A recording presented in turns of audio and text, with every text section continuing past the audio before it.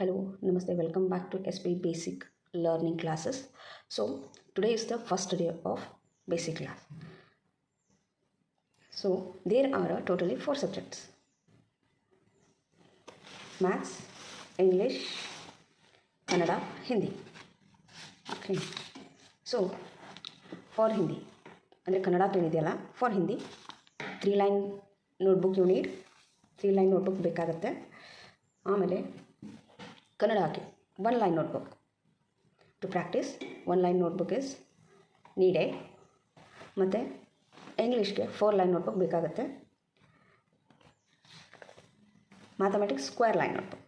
So ಈ 4 notebook ಇದ್ದರೆ ಸಾಕು, ಮಕ್ಕಳಿಗೆ ಈಸಿಯಾಗಿ ನೀವು ಕಲಿಸ್ಬೋದು. ಸೊ ಫಸ್ಟ್ ಏನಪ್ಪ ಅಂದರೆ,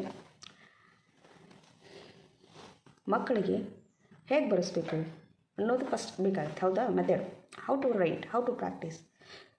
ಸೊ ಏನಿಲ್ಲ ರೀ, ಸ್ಕೂಲಲ್ಲಿ ಏನು ಕಲಿಸ್ತಾರಲ್ಲ, so whatever they will teach in the classes, ಅದನ್ನು ಚೆಕ್ ಮಾಡೋದಿದೆ. ಸೊ ಅದನ್ನು ಪ್ರಾಕ್ಟೀಸ್ ಕೊಡ್ತಾ ಹೋಗೋದು.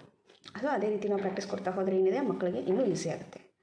ಸೊ ಇವಾಗಿನ ಜನ್ರೇಷನಲ್ಲಿ ಟ್ಯೂಷನ್ಸ್ ಜಾಸ್ತಿ ಆಗಿದೆ, ಸ್ಕೂಲ್ಗಿಂತನೂ ಟ್ಯೂಷನ್ಸ್ ಜಾಸ್ತಿ ಮಾಡ್ತೀವಿ ನಾವು. ಸೊ ಟ್ಯೂಷನ್ಸ್ ನೆಸಸರಿ ಆಗಿದೆ ಮಕ್ಕಳಿಗೆ. ಸ್ಮಾಲ್ ನರ್ಸರಿಯಿಂದ ಸ್ಟಾರ್ಟ್ ಆದರೆ ಸಾಕು, only tuition. So not necessary.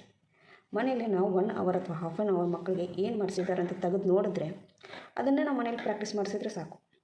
So ಅದನ್ನೇ ಅಲ್ಲಿ ಟ್ಯೂಷನಲ್ಲಿ ಅದನ್ನು ಮಾಡಿಸ್ತಾರೆ. ಸೊ ಟ್ಯೂಷನಲ್ಲಿ ಪರ್ಫೆಕ್ಟ್ ಆಗೋಕ್ಕಿಂತ ಮನೇಲಿ ಇನ್ನೂ ಜಾಸ್ತಿ ಪರ್ಫೆಕ್ಟ್ ಆಗ್ತಾರೆ, ಟೈಮು ಸೇವ್ ಆಗುತ್ತೆ ಮಕ್ಕಳಿಗೆ, ಹೌದಲ್ವಾ? ಸೊ ನೆಕ್ಸ್ಟ್ ಕ್ಲಾಸಲ್ಲಿ ಈ 4 ಬುಕ್ಸ್ ಇದೆಯಲ್ಲ, ಸೊ ಡೈಲಿ ನಾನು ಏನು ಮಾಡ್ತೀನಿ, 1 ಸಬ್ಜೆಕ್ಟನ್ನು 2 days, 1 subject 2 days, 1 subject 2 days and another subject 2 days. So 1 day writing, 1 day reading, 1 day writing, 1 day reading ಕ್ಲಾಸನ್ನು upload ಮಾಡ್ತಾ ಹೋಗ್ತೀನಿ. ಸೊ ಯಾರಿಗಾದರೂ ಇಂಟ್ರೆಸ್ಟ್ ಇದ್ದರೆ ನನ್ನ ಚಾನಲ್ನನ್ನು ಸಬ್ಸ್ಕ್ರೈಬ್ ಮಾಡಿ, ಲೈಕ್ ಮಾಡಿ. ಸೊ ನನ್ನ ವೀಡಿಯೋಸ್ ಎಲ್ಲ ನಿಮಗೆ ಅಪ್ಡೇಟ್ ಆಗ್ತಾ ಹೋಗುತ್ತೆ. ಆ್ಯಂಡ್ ಒನ್ ಮೋರ್ ಥಿಂಗ್, ಮಕ್ಕಳಿಗೆ ಬರೆಸ್ಬೇಕಾದ್ರೆ ಮೆಥಡ್ಸ್ ಅಂದರೆ ಏನು ಬರುತ್ತೆ ಹೇಳಿ? Straight line, slant line, so ಈ ರೀತಿ ಬರ್ತಿರ್ತಾರೆ. ಸೊ ಡಾಟೆಡ್ ಯಾವ ರೀತಿ ಮಕ್ಕಳಿಗೆ ಈಸಿ ಆಗ್ತಿರುತ್ತಲ್ಲ, ಆ ರೀತಿ ನಾವು ಕಲಿಸ್ಬೇಕಾಗತ್ತೆ ಪ್ರತಿಯೊಂದನ್ನು. ಸೊ ರೈಟಿಂಗ್ ಆಯಿತು, ರೀಡಿಂಗ್. ಸೊ ನರ್ಸರಿ ಕ್ಲಾಸಿಗೆ ಅಂದರೆ ರೀಡಿಂಗ್ ಅಂದರೆ ಅವ್ರಿಗೆ ಓದ್ಲಿಕ್ಕೆ ಬರ್ತಿರಲ್ಲ. ಸೊ ಏನು ಮಾಡೋದಪ್ಪ, ಥ್ರೂ ದ ಪಿಕ್ಚರ್ಸ್, ಈ ರೀತಿ ಪಿಕ್ಚರ್ಸ್ ಇರುತ್ತಲ್ಲ, so through the pictures we can teach them, ಹೌದಾ? ಈಸಿಯಾಗಿ.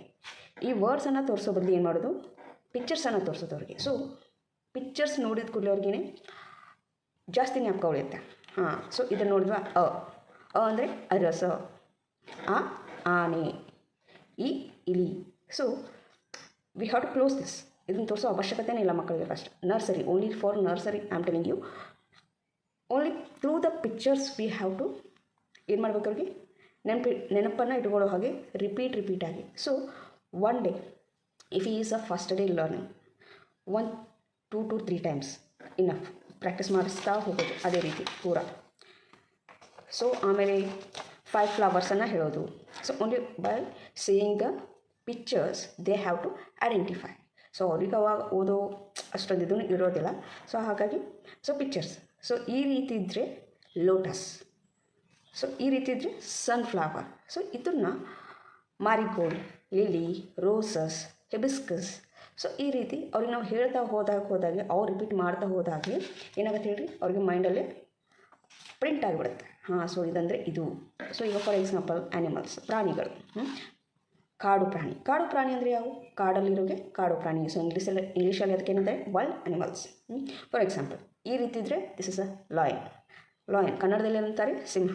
ಹಿಂದಿ ಶೇರ್. ಸೊ ಮಕ್ಕಳಿಗೆ 3 ಲ್ಯಾಂಗ್ವೇಜಸ್ನು ಅಷ್ಟೊಂದು ನೆನಪಿಟ್ಕೊಳ್ಳೋಷ್ಟು ಕೆಪಾಸಿಟಿ ಇರೋದಿಲ್ಲ. ಸೊ ಒಬ್ಬೊಬ್ಬರ ಮಕ್ಕಳಿಗೆ ಇರುತ್ತೆ, ಒಬ್ಬೊಬ್ಬರ ಮಕ್ಕಳಿಗೆ ಇರಲ್ಲ. So for slow learners first ಏನು ಮಾಡೋದು ಹೇಳ್ರಿ, ಪೂರ ಕನ್ನಡದಲ್ಲೇ ನಾವು ಅವರನ್ನು ಪ್ರಾಕ್ಟೀಸ್ ಮಾಡಿಸೋದು. ಸಿಂಹ, ಹುಲಿ, ಜಿಂಕೆ, ನರಿ, ಹೇಸರಗತ್ತೆ, ಕರಡಿ, ಜಿರಾಫೆ, ಕೋತಿ, ಆನೆ. ಸೊ ಈ ರೀತಿ ಒಂದು ಭಾಷೆ ನಾವನ್ನ ಸೆಲೆಕ್ಟ್ ಮಾಡ್ಕೊಳ್ಳೋದು. ಅದನ್ನು ನಾವು ಡೈಲಿ 2 to 3 ಟೈಮ್ಸ್ ಅದನ್ನು ನಾವು ರಿಪೀಟ್ ಮಾಡಿಸ್ತಾ ಹೋದಾಗ ಅವ್ರಿಗೆ ಏನಾಗುತ್ತೆ, ಹಾಂ, ಸೊ ಇದಂದರೆ ಇದು ಅಂದರೆ ಮೀನ್ಸ್ ಈ ಪಿಕ್ಚರ್ ನೋಡಿದ ಕೂಡಲೇ ಏನಂತಾರೆ ಅವರು, ಸಿಂಹ, ಈ ರೀತಿ ಐಡೆಂಟಿಫೈ ಮಾಡ್ತಾ ಹೋಗ್ತಿರ್ತಾರೆ. ಏನಿಲ್ಲ ರೀ, ನಾವು ಮಕ್ಕಳಿಗೆ ಟೈಮ್ ಕೊಡ್ತಾ ಹೋದರೆ ಯಾವ ಕ್ಲಾಸು ಯಾವ ಟ್ಯೂಷನ್ ಯಾವುದೂ ಅವಶ್ಯಕತೆ ಇಲ್ಲ. ಸೊ ಇನ್ನು ನಂಬರ್ಸ್ ಮೇಲೆ ಬಂದರೆ ಮ್ಯಾಥಮೆಟಿಕ್ಸ್. ಸೊ ಅವ್ರಿಗೆ ಜಾಸ್ತಿ ನರ್ಸರಿ ಅಂದರೆ ಏನಿಲ್ಲ ರೀ, ಥ್ರೂ ದ ಪಿಕ್ಚರ್ಸ್ ಇದು ಮಾಡ್ತಿರ್ತಾರೆ. ಸೊ ಓರಲಿ ಜಾಸ್ತಿ ಅವರಿಗೆ ಓರಲಿ ಜಾಸ್ತಿ ಇರುತ್ತೆ. ಆಮೇಲೆ ರೈಟಿಂಗ್ ಸ್ಟಾರ್ಟಿಂಗ್ ಅಂತೂ ಅವರಿಗೆ ಡಾಟ್ ಇಟ್ಟೇ ಕಲಿಸ್ಬೇಕಾಗುತ್ತೆ. ಸೊ ಆ ಮೆಥಡನ್ನು ನಾನು ನಿಮಗೆ ನೆಕ್ಸ್ಟ್ ಕ್ಲಾಸಲ್ಲೇ ಹೇಳ್ತೇನೆ, ರೈಟಿಂಗ್ ಕ್ಲಾಸಲ್ಲೇ ತೋರಿಸ್ತೇನೆ. ಸೊ ಥ್ರೂ ದ ನಾನು ಇವಾಗ ಹೇಳೋದೇನೆಂದರೆ ಪ್ರತಿಯೊಂದು ಅವರಿಗೆ ಪ್ರಿಂಟ್ ಮಾಡಿಸ್ಬೇಕಂದ್ರೆ ಥ್ರೂ ದ ಪಿಕ್ಚರ್ಸ್ ಹೇಳ್ತಾ ಹೋಗಬೇಕು, ಪ್ರಾಕ್ಟೀಸ್ ಕೊಡ್ತಾ ಹೋಗಬೇಕು ಡೈಲಿ. ಸೊ ಜಾಸ್ತಿ ಟೈಮ್ ಏನೆಲ್ಲ ಇಲ್ಲಪ್ಪ 24 hours ಅವ್ರಿಗೆ ಓದಿಸ್ಕೊಂಡು ಕೊಡ್ಬೇಕಂತೇನಿಲ್ಲ. So only for a nursery ಹುಡುಗರಿಗೆ ಮಕ್ಕಳಿಗೆ 1 hour is more, half an hour for writing and half an hour for reading. Okay, so ಯಾಕಂದರೆ ಅವ್ರಿಗೆ ಜಾಸ್ತಿ ಹೆವಿ ಮಾಡಬಾರ್ದಲ್ಲ, ಸೊ ಬ್ರೈನಿಗೂ ಎಫೆಕ್ಟ್ ಆಗ್ತಿರುತ್ತೆ. ಸೊ ಏನಿದೆ ಎಷ್ಟು ನೆಸಸರಿ ಇದೆಯೋ ಅಷ್ಟು ಡೈಲಿ ಒಂದು ಸ್ವಲ್ಪ ಸ್ವಲ್ಪ ನಾವು ಹೇಳ್ತಾ ಹೋದರೆ ಅವ್ರಿಗೆ ಕ್ಯಾಪ್ಚರ್ ಮಾಡ್ಕೊಳ್ಳೋಕ್ಕೆ ಈಸಿ ಆಗುತ್ತೆ, ಐಡೆಂಟಿಫೈ ಮಾಡೋಕ್ಕೂ ಈಸಿ ಆಗುತ್ತೆ. ಸೊ 1-2 days ನಾವು ಅವ್ರನ್ನ ಪಿಕ್ಚರ್ಸ್ ಹೇಳಿಬಿಡ್ಬೇಕು. This is a car, clock, computer, camel, deer, doll, dog, drum. So ಈ ರೀತಿ ನಾವು 2-3 days ಹೇಳಿದ ಕೂಡಲೇ ನೆಕ್ಸ್ಟ್ ಡೇ ಏನು ಮಾಡಬೇಕಪ್ಪ ಅಂದರೆ ದೇ ಹ್ಯಾವ್ ಟು ಐಡೆಂಟಿಫೈ. ಏನು ಮಾಡಬೇಕು, ಅವರು ತಾವಾಗೆ ಐಡೆಂಟಿಫೈ ಮಾಡ್ತಾ ಹೋಗಬೇಕು. ಸೊ ಅವಾಗ ನಮಗೆ ಗೊತ್ತಾಗ್ತಾ ಎಷ್ಟು ಐಡೆಂಟಿಫೈ ಮಾಡ್ತಾರೆ. ಸೊ ಇದನ್ನು ಮಾಡಲಿಲ್ವಾ, ಸೊ ನೆಕ್ಸ್ಟ್ ಡೇ ಇದನ್ನು ಅವ್ರಿಗೆ ಪ್ರಾಕ್ಟೀಸ್ ಕೊಡೋದು. ಸೊ ಇದನ್ನು ಪ್ರಾಕ್ಟೀಸ್ ಕೊಟ್ಟಾಗ ಇದನ್ನು ಅಂತಾರಲ್ಲ ಅನ್ನೋದು ಅವ್ರಿಗೆ ತಲೆಯಲ್ಲಿ ಬರುತ್ತೆ. ಸೊ ನೆಕ್ಸ್ಟ್ ಡೇ ಏನು ಹೇಳೋಕ್ಕೆ ಸ್ಟಾರ್ಟ್ ಮಾಡ್ತಾರೆ ಅವರು. ಸೊ ಮಕ್ಕಳು ಎಷ್ಟು ಬ್ರಿಲಿಯಂಟ್ ಇರ್ತಾರೆ ಅಂದರೆ ನೆಕ್ಸ್ಟ್ ಅವ್ರಿಗೆ ಒಂದು ಸಾರಿ ಏನಾದರೂ ಪ್ರಿಂಟ್ ಆಗಿಬಿಟ್ರೆ ನಮಗೆ ಹೇಳಿಕ್ಕೆ they will be a teacher for us.